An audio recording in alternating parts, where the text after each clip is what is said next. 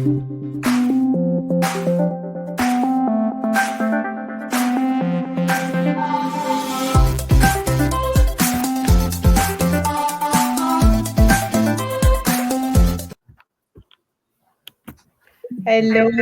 everyone. It's Katrine and Seth. Today is July 2nd. Happy second half of 2025. It started and we are ready to go.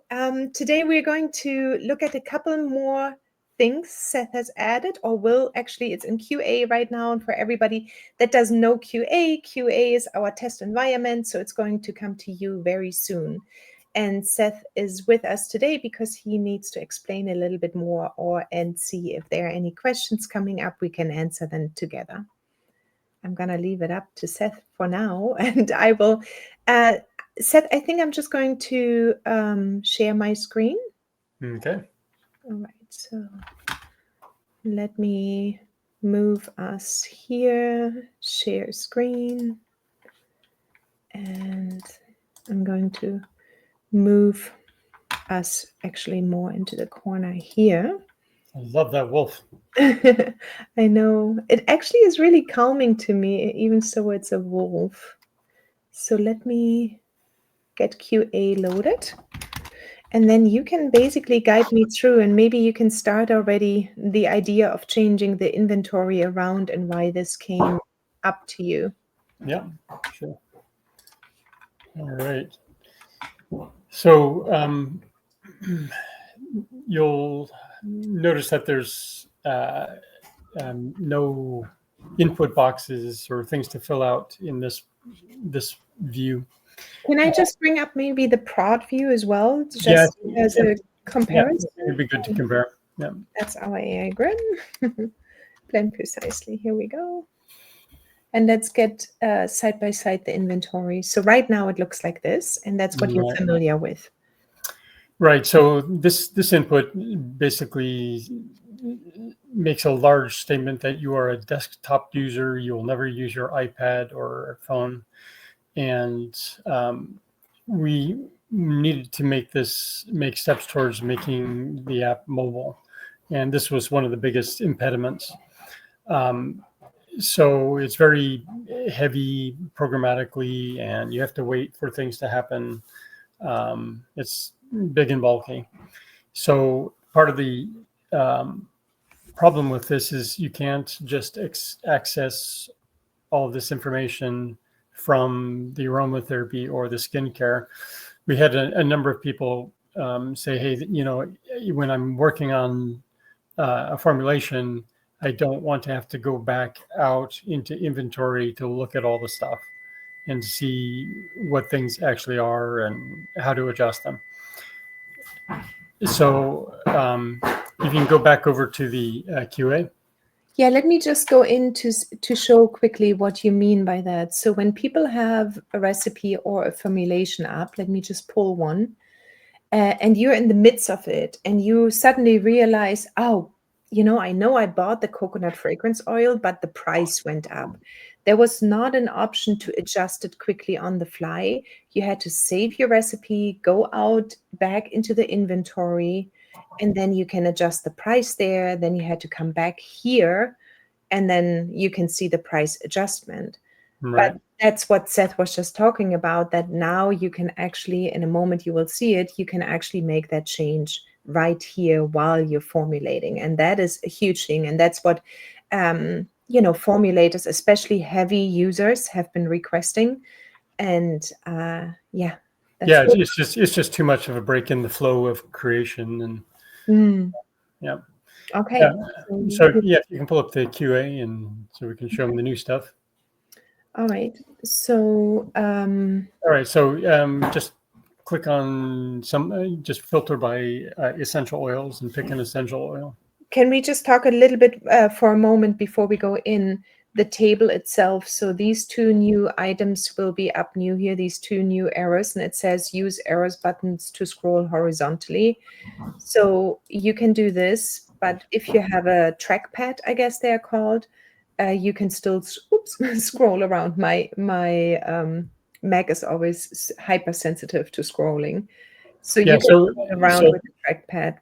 Yeah, so for the people that don't have a trackpad, they just have a mouse. This can be frustrating because you can't scroll right. So we needed something that's big and obvious to say this is how you get to other columns.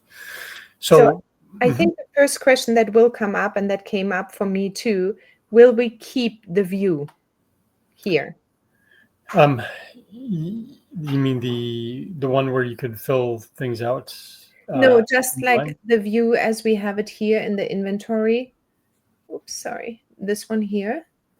Is the view going to stay accessible like in a spreadsheet type or desktop type of version? Yeah, I'm going to call that classic mode, and I'll keep it, but I definitely want to move away from it because it's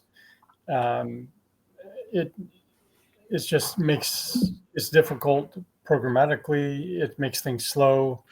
It acts more like a spreadsheet you would expect, but you can't use it very easily elsewhere. So in the interest of making things more usable and friendly, um, you'll have access to both. But this one, if you just scroll, you'll find that you get many more things much faster and not so much delay in getting them. Whereas the existing one, because it's so heavy and pulling in all of the information for each and every ingredient, just shifting to another page can take time. And it's not too painful, but it's not a very responsive feel. All right, so why don't you go ahead and pick just any essential oil, preferably one with a GCMS report.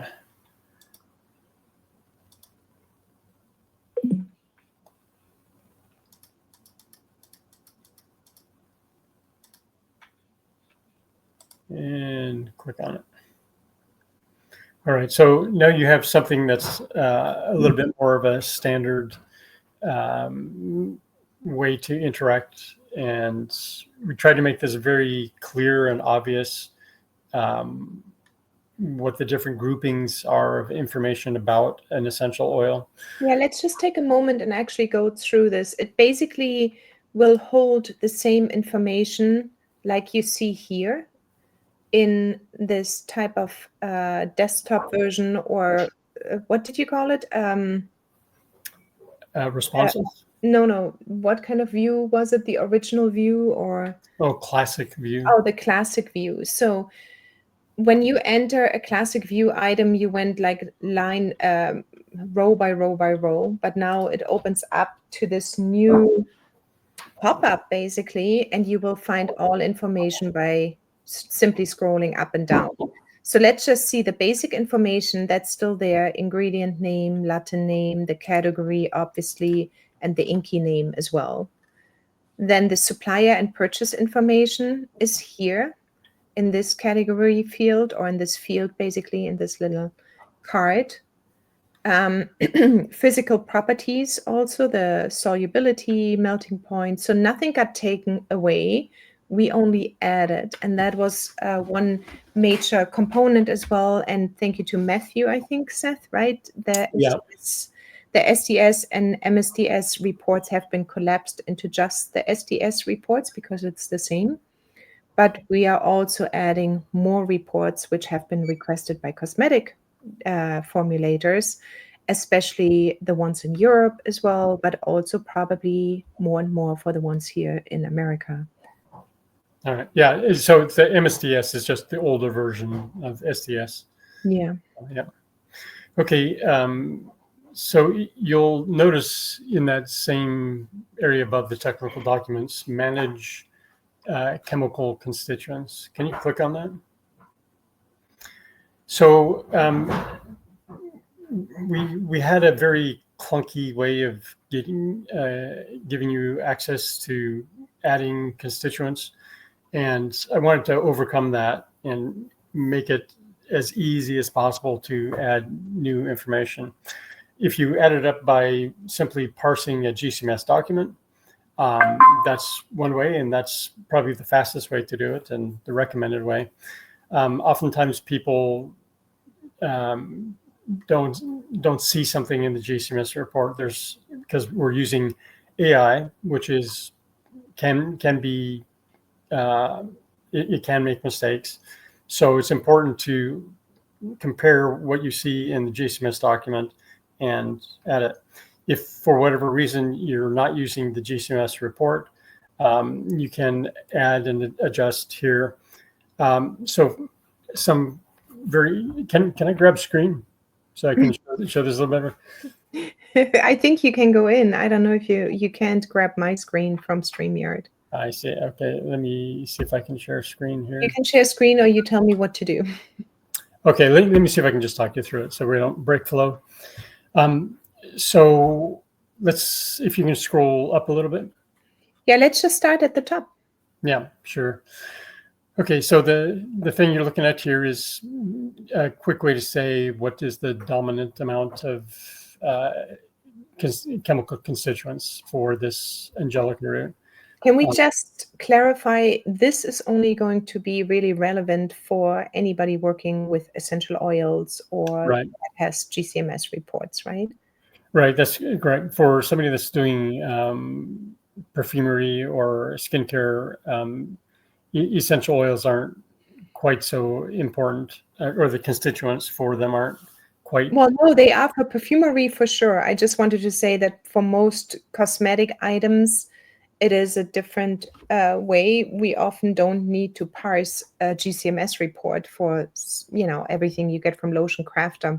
Often it is simply not constituents based so much, but you have 3 or 4 different chemical constituents you still want to enter. But this field is mainly used for essential oils or anything that has a GCMS report, correct? Yeah, but it will be the same experience regardless of whether you're skincare or essential oil based. They're just whatever substance you have has components or chemical components. And so I think the thing that you're pointing at, like the form data, might be a little less relevant for skincare people. Like extraction method, maybe not so important for somebody that's using a lotion crafter item.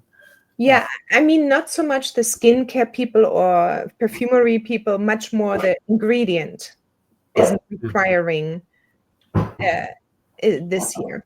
I see. Okay. All right. Yeah. If you can scroll down, the form data is very essential centric. So a lot of the ease of use that we've given here, yeah, if you can stay right there. So if you click into the input box to the left of the ad and type in something like limonene or just LIM, now you can instantly find something instead of having to type it all out and be very exact about how to spell it. It's just there, and you can just say, oh, that's the one that I want. So that's major time savers doing that one. You can actually type in a cast number or the name. So for example, if you type in 99 instead of LIM or whatever you did there. So how do I know which limonene to pick? Well, this presumes that you're familiar with what these are. So can we just move on to the can you type in 99? Mm-hmm. So this is showing the cast numbers that are available, and this is one way that you can find the one that you want if you know the cast number, or if it's in a report like an SDS report or something like this. So if I know, and often I know my cast numbers from the SDS reports, Mm-hmm. I can use either the name mentioned in the SDS report, or I can use the cast number mentioned in the SDS report. Right. Okay. Exactly. So, and let's see. So the input to the right of the ad is a way to just filter what you are already seeing. So if you look for, just type in ENE, for example. it'll show you all the things with the name of ENE in there, or you can filter, or you can sort by quantity or cast number as well. Or sorry, it's a filter, not a sort. Like 27, it gives me anything with 27 in it. Yeah, so it's a very quick and easy way to find what you're looking for. Yeah. Okay, so if I remember, something was like 40% or something with 40, I can just type in 40 and look for it. Right. Some of these GCMS reports will have like 40 different constituents, and it can be very confusing, especially if you have something like alpha curcumine versus AR curcumine, and you're not, all you remember is curcumine, then it'll show you, oh, yeah, okay, that's. Yeah, and it seems super responsive right now too. Yeah, it is. So the thing we had before was a bit of a beast, and I have to apologize for making such a monster, but this is much better, much faster, much easier for getting to that analytical level and just being able to say, what do I have? This is what I want. How do I get it in rapidly? So the bar is now lower, much lower from our initial thing where you had to type in everything manually, to having AI pulling out of a GCMS report, or you being able to post-process what you have, and or just simply not even use a GCMS report. So that it all sticks with the specific inventory item that you brought in. Okay. So can I just ask a few questions? Because for me, it's fairly new too, believe it or not. But Seth has been working on this for the past few weeks now. And it's a huge revamp of how data is flowing and how responsive it is and working and so on. But so can we just go through one line, PubChem, AI lookup, alpha pinene, and then you have the plus, the edit, and obviously the trash button here. But maybe we don't need to go too much into detail because we will have separate tutorials coming out as well. But yeah, well, I'm actually really excited about this one because this just really lowers the bar. So one of the big problems I tried to solve initially was, how do you know exactly which constituent, what cast number is tied to a specific constituent? And I went off to PubChem, and I thought in my very practical mind that it was one for one. It was very clear and obvious, and everybody knows what it is. And that turned out to be completely false. It's a little bit of the Wild West. So if you go to PubChem, they actually have a whole pile of data that is just information supplied by suppliers. And it hasn't been vetted. It's like there's nobody that said, yeah, this is good, or this is the correct information. It's basically like a library of different opinions. Essentially. Products. Okay. But they also have something called a CID, or a component view, where somebody actually did go through all of the supplier data and they summarized it, and they came up with like, okay, this is like the definitive cast number for alpha pinene, for example. And because there's a lot of nuance and guessing that you could do to say that is the one that you want. What I ended up doing is putting it in your hands. So if you can go back to the blend precisely on QA. Yeah, so if you click the AI button there for alpha pinene, it's running off, and it's giving you scholarly possibilities about, based on the name of what. You know what? Can I just interrupt you? Can you tell maybe Sasha, our little mouse there, that she stops rummaging around? We have summer vacation and we have a girl at home, but it really echoes through a lot, whatever she's doing. She's cooking some milk rice. And it's going to be good. So I hear a lot of rummaging, and I don't want this to, because you put so much work in. I want to make sure it's all clean and clear coming. Right.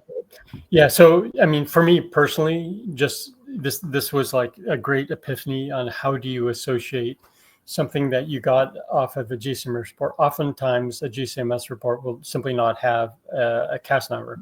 True. I mean, and you actually need it for anything looking up then on IFRA again, right? So right. So if you can tie it to IFRA, is tied to the regulations. So for people that are trying, particularly in Europe or some of the states in the United States, are very legally tight about how you specify things and how you label things. So this gives you a mechanism to say, okay, it is kind of a Wild West for how you name something or associate a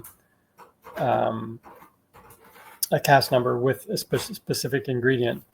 I actually had a very concerning problem that I was trying to solve for Robert Tisserand, where he was trying to use AI with our tool to discern between alpha curcumine and AR curcumine, and it failed a lot. And I tried to get it to work as much as possible. And the way that this works using AI the best is to let you, the human being, be able to see, oh, these are the possibilities. That's the one. And these are the stuff that you get back are not just random things from the universe.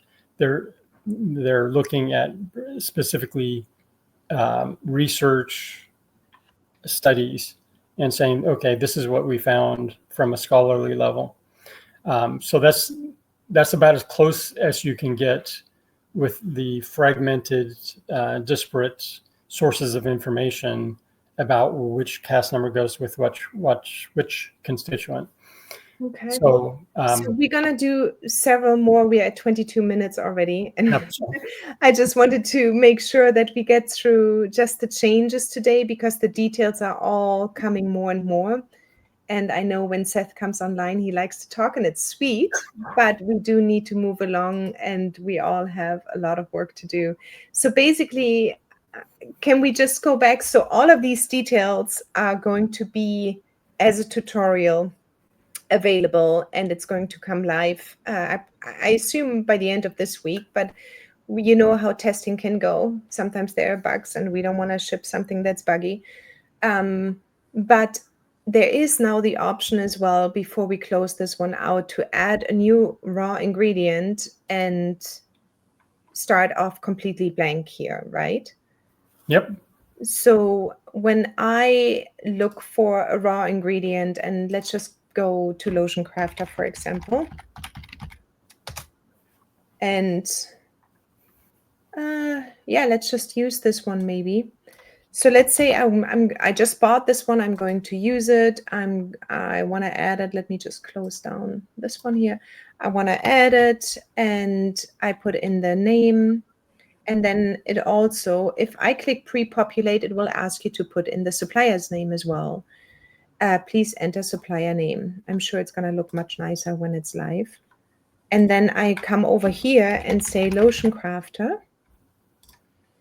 And what it will do is pre-populate everything. So it will try to help you basically now to add more information about the specific ingredient. And it comes up with a conditioning agent. It comes up with the inky name, the Lotion Crafter, if it is water or oil soluble, the usage rate. And it's basically looking the data up as much as possible. Now, as you can see here, what you do want to do is double check on everything, what you get. But at least you don't need to do it all by yourself. And we are going to refine the prompts more and more and more over time. But you have already a starting point. And obviously, Latin name is not always present for certain materials, especially not in the cosmetic world, but definitely the inky name. And then you just continue to add basically the information, 2 ounces, $5.75, and so on. So this one will be available to you then as well.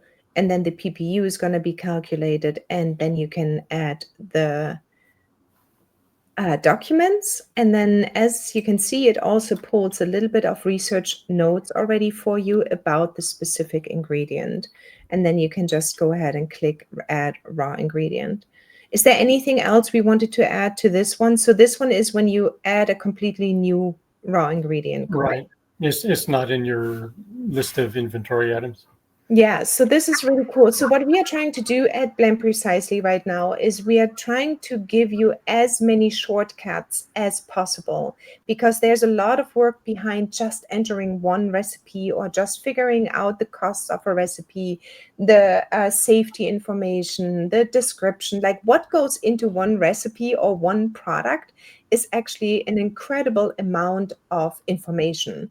And at every single corner where we have now the possibility, we will cut time for you and make it easier and give you the feedback you maybe haven't even thought about, like the product description created with AI. I mean, writing one of those ones, getting the safety information, getting the IFRA information, if your product is safe for all of these different categories and so on. So we are consistently, that's our goal, consistently lowering our bar or the bar for you so it's not as time consuming and you're going to enjoy actually creating new product. I remember when I created a new product and I'm like, gosh, now I need to enter all of the ingredients, I need to calculate everything, and that was even before Blend Precisely still, and it took hours and hours and hours. And now we can go in here, put a recipe in here, we can add the raw ingredient. Now we can even on top of this go over here and make changes on the fly with these raw ingredients as well. I don't know if that's already implemented. Oh, look at this. So, I can make now changes to the lotion right on the fly. So I see right now it's only coming up for the first one, but I assume it's going to be there, the pencil for all three of them. So if you see the pencil, that means it's something that you added. Got it. Okay. So if you don't see the pencil, you're using something from our helpful library of things to get you started. Okay, got it. Okay, cool. So this is now available. Then you have the product description, the co-pilots over here. So there's actually no chance for you to say anymore, I'm not going to try a new product or a new ingredient. We are giving you more and more possibilities to just shorten the time. Yeah, and we're definitely not done. There's 2 or 3 things that I want to do that's really going to blow your socks off. And I'm going to keep that. Summer, I don't wear socks. What are you going to blow off then? Blow your sandals off? Yeah, maybe. Yeah, so I'm super excited. Here you see the pencils on each of those ones. So that means these are my ingredients, and now I can make changes to them on the fly. Whatever, let's say making cosmetics, they changed their prices for this coconut fragrance ingredients. I'm going to change it right here on the spot. And then click Save Changes, and then my pricing will be correct. So this is like a humongous change. And thank you so much, Seth, because I think, it's been in the request, but we can only move as fast as we can move. And I hope everybody's going to like it. Before I close out our call today, because I don't want to take too much time, Seth, is there anything else I forgot? Yeah, you might want to show them the print standard thing. I'm not sure if we did that last time. Okay. All right.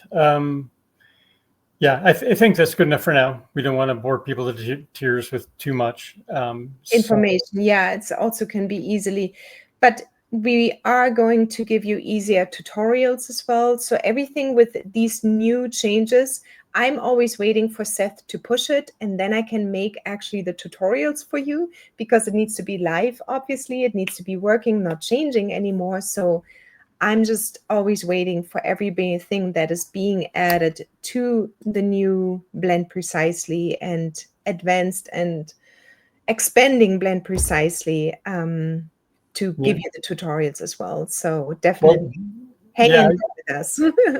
I'm super excited about this. It's like there's, in my mind, what I see is like somebody is a product developer or is like your massage therapist, and this is one part of your life, one part of your business. And you want that these small things that are things that are adding to your business to be as least painful as possible. So that's our whole goal. We're trying to enable your flow, which is everybody else is like gunning for in the entire business world right now. They're using AI and in particular to accelerate and make things faster, easier, and more. You just make money faster. You make your life easier. It's much more pleasurable to Or go you through can just something. spend more time on the things that are important, and that is Exactly. working with your products and your clients and elevating other people's lives and taking away from all of the things you have to do as a business owner. So with that, thank you so much for watching this. If you're watching live, thank you. If you're watching a replay, thank you. Let us know what you think, and then we'll talk to you really, really soon. And stay cool out there. It's hot. Talk to you soon. Yeah, bye.